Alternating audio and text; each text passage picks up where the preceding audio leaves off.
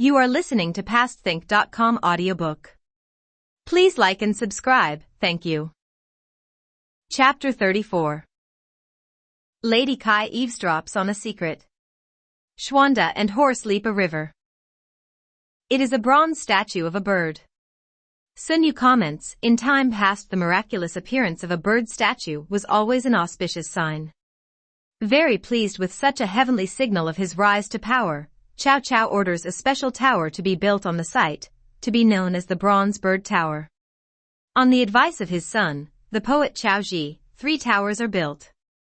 The one on the left is called Jade Dragon, the one on the right Golden Phoenix, and the tower in the middle is called the Bronze Bird. This, Cao Cao decides, is where he will spend his later years. Xuanda, his 2 brothers and Zhao Zilong join up with the forces of Liu Biao at Jingzhou, and there they help him quash a local rebellion. The 3 brothers even offer to help defeat invaders from further south, such as the Viets, and to ward off attacks from Zhang Lu in the west and from Sun Quan. However, Lady Kai's brother Kai Mao in particular resents Xuanda's rising status and power. Going to his sister, Liu Biao's wife, Lady Kai, he persuades her to whisper rumors about the loyalty of Xuanda and his friends into the ear of her husband. As a result of these doubts, Liu Biao decides to remove Xuanda and his men from the city. Instead he offers Xuanda command of the city and region around Xinya. Xuanda agrees to go to defend the city of Xinya, and it is here that his son Lu Shan is born to his wife, Lady Gan, in the spring of AD 207. Auspicious signs herald the birth of Lu Shan. On the night of his birth, a white crane lands on the roof and sings before flying west. And Lady Gan dreams that she has swallowed the stars of the Northern Dipper, and that this is why she conceived. To Xuanda's great frustration, Liu Biao refuses to exploit Cao Cao's attention being taken up with battles in the north. We could easily capture his capital, says Xuanda. But Liu Biao replies, I am happy with the lands I have. What would I do with more? Then he turns to Xuanda, saying, I've something troubling me. I would like your opinion. But before he can unburden himself, Lady Kai appears, and the conversation stops. Late in the year, in deep winter, Xuanda is summoned to Jingzhou to see Liu Biao.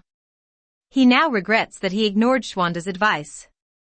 I should have attacked Cao Cao's capital when I had the chance. That's gone now, and I'm sorry not to have listened to you. Trust me, says Xuanda, the whole country is falling apart. There will be many other opportunities. What we need to do is seize the moment, not dwell on regrets. And so they sit, get drunk and start to share confidences. Liu Biao asks Xuanda's advice about his 2 sons, offspring of different wives. Xuanda warns Liu Biao to simply follow ancient precedent, and make the elder of the 2 his heir, even though he is the weaker of them. To this Liu Biao raises the problem of the clan of his 2nd son, and his ambitious mother. Xuanda recommends gradually cutting back the power of the clan of Lady Kai, so they are no longer able to seize power. Unfortunately Lady Kai is eavesdropping and hears all this, and a terrible anger against Xuanda arises within her. She starts to seriously undermine Liu Biao's confidence in Xuanda, while at the same time urging her brother Kai Mao to go and kill Xuanda. Forewarned, Xuanda rides out before the break of day, and returns to Xinya. Kai Mao, furious that Xuanda has escaped, fakes a slanderous poem, which he writes on the wall of Xuanda's room. He then claims it was written by Xuanda. This seditious poem is enough to seriously trouble Liu Biao into wondering if Xuanda is a traitor. So incensed is he that he shouts, I'll kill him. The poem says, Why have I spent so bloody long wasting my time away? Gazing out day after day at the same view. A dragon should never be trapped in a pond. He should be riding to heaven on the airwaves of thunder. However, Liu Biao pauses. He cannot recall Xuanda ever writing poetry, so is suddenly much more cautious. As a result, he holds back from authorizing the murder of Xuanda. However, undaunted by the failure of his poem plot, Kai Mao plans to bring Xuanda back to Jingzhou in order to kill him. He is to be lured back by suggesting a celebration of the good harvests that have taken place. When the invitation arrives, Xuanda agrees to go, despite the warnings of Zhao Zilong and Sun Qian. At the banquet he is secretly warned to flee as Cai Mao plans to kill him that very evening. Saying he has to go to the toilet, Xuanda slips away, mounts his horse and dashes through the city gate and away. As soon as Cai Mao hears this, he sets off in pursuit with 500 men.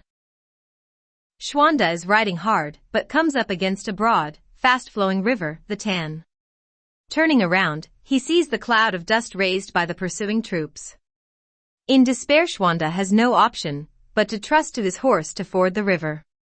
This horse, whom many have claimed was cursed because of strange markings on his face, is able to heroically leap through the waters, struggle out of the grip of the mud on the far side, and bring Xuanda safely to the far bank. The poet Su Dongpa wrote this poem. I'm growing old, the leaves drift from the trees. I journey, on official business, by the Tan River.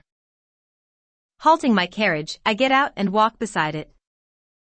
Catkins glisten, stirred by the wind. I see the dying virtue of the great Yang. How dragon fought tiger, and tiger, dragon. At Xiangyang, the nobles gathered round their king.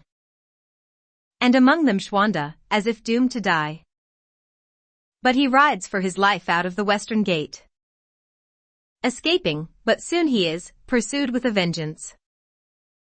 He's stopped by water, the water of the Tan. The enemy plows on, intent on his death. Go, he shouts at his faithful horse. Heavens whip like golden wind urging him on. The sound of 1,000 horsemen clattering behind him. And into the thick of it, these two dash like dragons. The one, born to rule the west. The other for this dragon horse to bear him. The Tan's waters race, streaming eastwards. Dragon horse and brave warrior, where are they now? I'm standing by the riverbank, perplexed.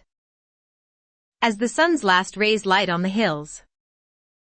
Was it just a dream, these 3 kingdoms? What will it be for the future, just a dissolving memory? On the other side of the river, Cai Mao rides up and shouts, My lord, why did you leave us so suddenly? Why did you want to kill me? Answers Xuanda. A misunderstanding. That's all, replies Cai Mao. Then Xuanda notices that as he speaks Cai Mao is reaching for his bow and arrow. Turning his horse, Xuanda rides off swiftly. It is then that Cai Mao hears the sound of thundering horses drawing near. It is Zhao Zilong, racing towards him with 300 men. Will Cai Mao survive? Let's find out.